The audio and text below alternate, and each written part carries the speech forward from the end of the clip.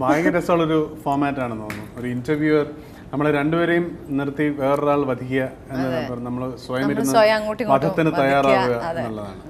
ഞാൻ angry babies ഇപ്പം നമ്മൾ പ്രതീക്ഷിച്ചതിനേക്കാളും ഹിറ്റാകുമ്പോൾ സത്യം പറയണമല്ലോ, അപ്പോൾ അങ്ങനെ ഹിറ്റാകുമ്പോൾ അതിൽ നിന്നും ആദ്യം വന്ന ഒരു കാര്യം, അല്ലെങ്കിൽ എല്ലാവരും ചോദിക്കുന്ന ഒരു കാര്യം, എല്ലാവർക്കും അറിയേണ്ട ഒരു കാര്യം, ഞാൻ നീ കല്യാണം കഴിക്കുന്നു എന്നുള്ളതാണ്. അപ്പോൾ അത് നമുക്ക് ഇവിടെ റിവീൽ ചെയ്യാം.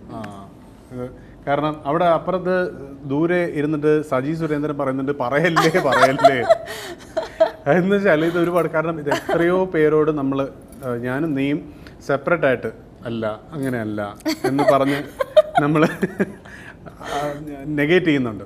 ആ നെഗേറ്റ് നമുക്ക് വളരെ റെക്കോർഡിക്കലായിട്ട് ഇപ്പൊ പറയാം. നീ നിന്റെ കല്യാണ വാർത്ത പറയുന്നുണ്ടോ? ഞാൻ പറയാം ജനുവരിയിലാണ് അല്ലെങ്കിൽ അടുത്ത വർഷമാണ്. അടുത്ത വർഷം എന്റെ കല്യാണം ഉണ്ടാവും. Very good. പക്ഷെ വേറൊന്നും എനിക്ക് പറയാൻ പറ്റില്ല. അപ്പൊ ഞാൻ I am being the interviewer അല്ലേ. നീ എപ്പോഴും ഇങ്ങനത്തെ പിന്നെ ഇന്റർവ്യൂസ് വരുമ്പോൾ പേഴ്സണൽ ക്വസ്റ്റ്യൻസ് ചോദിക്കരുത്. അപ്പൊ ഇത്രയും പറയാം, ഭാവന കല്യാണം കഴിക്കുന്നുണ്ട് അടുത്ത വർഷമാണ്.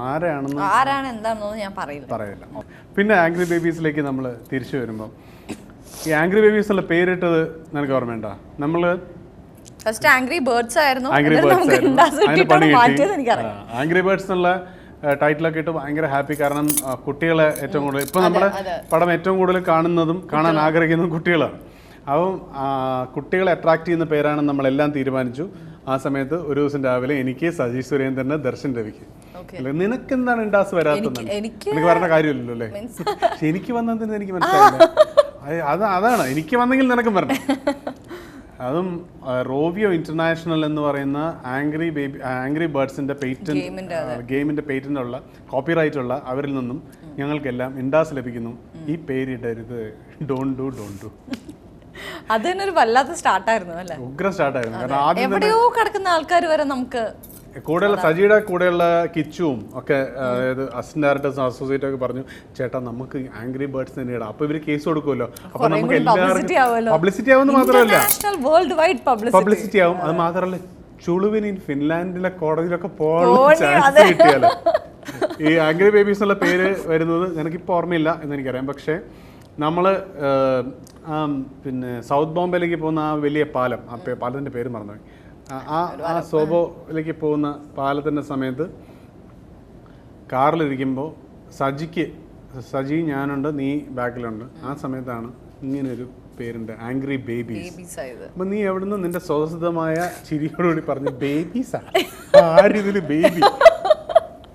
അപ്പോൾ പക്ഷേ എനിക്ക് തോന്നുന്നു ഈ സിനിമ ഇറങ്ങിയിട്ട് ഇതിന് ഏറ്റവും അന്വർത്ഥമാവുന്ന പേരായി മാറി. നമ്മളുടെ അടുത്ത് ഒരുപാട് പേര് എന്തോ ആംഗ്രി ബേബീസ്. അതെ, പക്ഷെ കുറെ പേര് ഇപ്പോഴും ആംഗ്രി ബേർഡ്സ് എന്നാണ് പറയുന്നത്.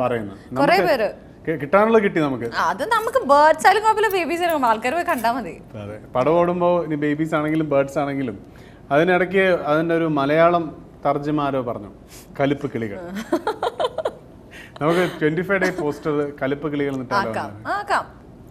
എനിക്ക് ഏറ്റവും വളരെ സിംഗുലറായിട്ട് ഈ ഷൂട്ടിനിടയിൽ ഏറ്റവും രസകരമായി തോന്നിയ, അതായത് നമുക്ക് ആദ്യം ബോംബെ ഷെഡ്യൂളിൽ തുടങ്ങാം, അതവിടെയാണ് നമ്മൾ തുടങ്ങിയത്. ബോംബെ ഷെഡ്യൂളിൽ ഏറ്റവും രസകരമായി തോന്നിയ ഇൻസിഡന്റ് ഏതാണ്? എനിക്ക് അങ്ങനെ ഒരു ഇൻസിഡന്റ് എടുത്ത് പറയാം. എല്ലാ ദിവസവും ഇൻസിഡന്റിന്റെ ഒരു പെരുന്നാളായിരുന്നു അവിടെ. ഫുൾ ഫിലിം അല്ല, നമ്മൾ എല്ലാ മൂവീസും പറയും പ്രൊമോഷൻസിൽ ഭയങ്കരമായിട്ട് എൻജോയ് ചെയ്തു. പക്ഷെ ഇത് അങ്ങനെയല്ല അല്ലേ, ഇത് ശരിക്കുമുള്ളൊരു റിയൽ എൻജോയ്മെന്റ് അഡ്വഞ്ചർ. അത് ഡെഫിനറ്റ്ലി നമ്മൾ പെർമിഷൻ ഇല്ലാത്ത സ്ഥലത്ത് ഷൂട്ട് ചെയ്യുക, അതും ബോംബെയിൽ. മര്യാദയ്ക്ക് എനിക്ക് ഹിന്ദി പറയാൻ പോലും അറിയില്ല, അതിന് ബോംബെയിൽ കിടന്ന് കറങ്ങുക. ഭയങ്കര പ്രശ്നങ്ങളായിരുന്നു. എല്ലാ ദിവസങ്ങളും നമ്മൾ ഒളി ക്യാമറകൾ വെച്ച് ഷൂട്ട് ചെയ്യുക. ഈ ഒളി ക്യാമറ ഷൂട്ട് ചെയ്യുമ്പോൾ നമ്മൾ ഫസ്റ്റ് ഡേ പെർമിഷനൊക്കെ എടുത്തു, വളരെ നല്ല കുട്ടികളായി, എല്ലാം കൃത്യമായിട്ട് വന്നിരിക്കുന്നു. പെർമിഷൻ ഉള്ള സ്ഥലത്ത് ഷൂട്ട് ചെയ്യുന്നു.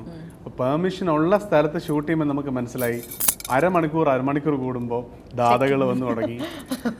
പോലീസുകാർ ഇവിടെ നമ്മൾ മലയാളത്തിൽ ഷൂട്ട് ചെയ്യുമ്പം അങ്ങ് ബാൻഡറിൽ നിന്ന് ആൾ വരും. മറ്റേ എന്താണ് ഈ സിനിമ കണ്ടിട്ട് പിന്നെ മണിയമ്പൾ രാജേട്ടൻ പിന്നെ വെളിയിൽ സിനിമ കണ്ട് ഇറങ്ങിയപ്പം ഞങ്ങളെല്ലാം നിന്നെ വിളിച്ചല്ലേ രാജേട്ടൻ പറഞ്ഞത്, നിറയെ ആള് തിയേറ്ററിനുള്ളിൽ നിറയെ ആള്, എല്ലാവരും എൻജോയ് ചെയ്യുന്നു. വെളിയിൽ ഇറങ്ങിയപ്പം അതിനേക്കാൾ കൂടുതൽ ആള് വെളിയിലുണ്ട്. അപ്പോൾ ഈ മഴ, ഫുട്ബോള്, സ്കൂള് തുറന്നു, 2 പടങ്ങൾ ഹിറ്റായി ഓൾറെഡി തിയേറ്ററിൽ നിൽക്കുന്നു. എന്നിട്ട് പോലും പടത്തിന് ആളുണ്ടെങ്കിൽ ഒന്നേ പറയാനുള്ളൂ, പത്തായത്തിൽ നെല്ലുണ്ടെങ്കിൽ എലി വയനാട്ടിൽ നമ്മുടെ എല്ലാവരും ഹാർഡ് വർക്ക് വേർത്ത് ഇട്ട് അല്ലേ? നമ്മൾ ഇത്രയും വെയിൽ കൊണ്ടതും അതാണ് എനിക്ക് മെയിൻ. വെയിൽ കൊണ്ടതാണ് ബാക്കിയുള്ള ക്രൂ ഒന്നും സഹിച്ചു നിനക്ക് ഒരു പ്രശ്നമില്ല. അതൊന്നും നമുക്ക് കുഴപ്പമില്ല. എന്ത് വേണമെങ്കിൽ ഈവൻ അനുചേട്ടനെ നമ്മുടെ ക്യാമറമാനെ അറസ്റ്റ് ചെയ്തില്ലേ പോലീസ്? അതാണ് ഏറ്റവും നല്ല ഇൻസിഡന്റ്. നമ്മൾ കിതാബ് ഖാനയുടെ ഫ്രണ്ടിൽ ഷൂട്ട് ചെയ്യുമ്പോൾ ഇവർ രണ്ടും ഇതിനകത്ത് കയറിയിരിക്കുന്നു. അവസാനം നമ്മൾ മറ്റേ കിളികൾ പറന്നു ഒക്കെ യൂട്യൂബിലിട്ട് കാണിച്ചു കൊടുത്തു. ശരിക്കും ഞങ്ങൾ കേരളത്തിൽ നിന്ന് വന്ന ആക്ടേഴ്സാണ്. പക്ഷെ അവർ പറഞ്ഞിട്ടും കാര്യമില്ല. കാരണം വെച്ചാൽ ബോംബെ അത്രയും ഒരു ഹൈ സെക്യൂരിറ്റി ഏരിയ ആയിരുന്നു. ദെൻ ഇതിന് ഒരു വലിയൊരു when you are shooting angry babies, ഇപ്പം എനിക്ക് ഓഫ് കോഴ്സ് ഈ സിനിമ എന്ന് പറയുന്നത് എത്രയോ വർഷങ്ങൾക്ക് മുമ്പ് ഞാൻ സജിയോട് പറഞ്ഞ ഒരു കഥയാണ്. അപ്പോൾ അതിൻ്റെ റൂട്ട് എലമെൻ്റ് എന്ന് പറയുന്നത് ഞാൻ പണ്ട് പബ്ലിക് ലൈബ്രറിയിൽ നിന്ന് വായിച്ച ഒരു കഥ. അത് ആ പുസ്തകം എനിക്ക് വീട്ടിൽ കൊണ്ടുപോകാൻ പറ്റില്ല. കാരണം അവിടുത്തെ ഈ കോഫി ടേബിൾ ബുക്ക് പോലൊരു ഷോർട്ട് സ്റ്റോറി ആയിരുന്നു. അതിനകത്ത് 60 വയസ്സ് പ്രായമുള്ള 2 പേര്, അവർ 2 ഡിവോഴ്സ് ആവുന്നു. ഒരു ബംഗാളി ഷോർട്ട് സ്റ്റോറിയാണ്. അതിൽ കാൽക്കട്ടയിൽ ഉള്ള ഒരു ഈ ഡയലാപ്പിഡേറ്റഡ് ബിൽഡിങ്ങിൻ്റെ ഒരു മേൽ നിലയിലുള്ള ഒരു ഫ്ലാറ്റിൽ 60 വയസ്സ് കഴിഞ്ഞാൽ അവർ ഡിവോഴ്സ് ചെയ്യാൻ തീരുമാനിക്കുന്നു.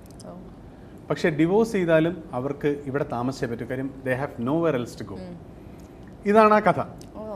അപ്പം അവിടെ നിന്നാണ് നമ്മളിത് 60 ഇയേഴ്സ് ഉള്ളത് നമ്മളൊരു 30ഓ 35ഓ 25ഓ ഒക്കെ ആക്കി തിരിച്ചിങ്ങോട്ട് കൊണ്ടുവന്നിട്ട്. അന്ന് ഞാൻ സജിയോട് ഈ കഥ എനിക്ക് തോന്നുന്നു ഒരു 14 years before when I was doing December mist എന്ന് പറഞ്ഞാൽ ഞങ്ങൾ ഒരുമിച്ചുള്ള ഒരു ടെലിഫിലിം ചെയ്യുന്ന സമയത്താണ് ഞാൻ ഈ കഥ പറയുന്നത്. അത് കഴിഞ്ഞ് ഈ 14 വർഷങ്ങൾക്കുള്ളിൽ ഞങ്ങൾ ഫിലിം ചെയ്തു, പിന്നെ സീരിയൽസ് ചെയ്തു. ഞാൻ വേറൊരു വഴിക്ക് സിനിമയിലെത്തി, സജി വേറൊരു വഴി സിനിമയിലെത്തി. നീ സജിയുമായിട്ട് ഹാപ്പി 15 വർഷം മുമ്പ് ഞാൻ സിനിമയിലേ ഇല്ല. നീ ജനിച്ചിട്ടുണ്ടോ? അല്ല, എനിക്ക് അറിഞ്ഞിട്ടാണ് ചോദിച്ചത്. അപ്പൊ നീ ജനിച്ച വർഷമായിരിക്കണം ചിലപ്പോ ഞാൻ ആ കഥ പറഞ്ഞത്. എനിക്കറിയില്ല, നിന്റെ ഒരു വർത്താനം കേട്ടിട്ട് അങ്ങനെയാണ് തോന്നിയത്. അപ്പോൾ ആ ഒരു 15 കൊല്ലങ്ങൾക്ക് ശേഷം ഇത് ചെയ്യുമ്പോൾ അതിനെ രസം വെച്ചാൽ വല്ലാത്തൊരു ട്രാജക്ടറിയാണ്. 2 ബസ് നിന്ന് സിനിമയിൽ 2 ഏരിയയിലൂടെ എത്തുന്നു. ഈ സിനിമ ചെയ്യാൻ തീരുമാനിക്കുന്നു. നീ ഓൾറെഡി ട്രിവാൻഡ്രം ലോഡ്ജിൽ ഞാനുമായിട്ട് അഭിനയിച്ചു. So we had A very good working chemistry. We become very close friends. And after that when it came നമ്മൾ ഇത് എനിക്ക് തോന്നുന്നു ട്രിവാൻഡ്രം ലോഡ്ജിൻ്റെ ഇടയിൽ നമ്മൾ ആ പിന്നെ കിളികൾ പറന്നു ഷൂട്ട് ചെയ്യുമ്പോൾ ഞാൻ ആ പിയാനോ ആ നമ്മുടെ ബാൽക്കണി അവിടെ വെച്ച് ഈ കഥ പറഞ്ഞു നിന്റെ അടുത്ത്. അതെനിക്ക് ഓർമ്മയുണ്ടോ? എനിക്ക് ഒരു ഓർമ്മ ഒരു കാര്യത്തിനെ കുറിച്ചില്ല. എനിക്ക് അപ്പുറത്ത് നിനക്ക് ഈ ഷൂട്ടിംഗ് നടന്നതിനെ കുറിച്ച് ഓർമ്മയില്ല. എനിക്ക് പേര് എങ്ങനെയാണ് കിട്ടിയതെന്ന് ഓർമ്മയില്ല.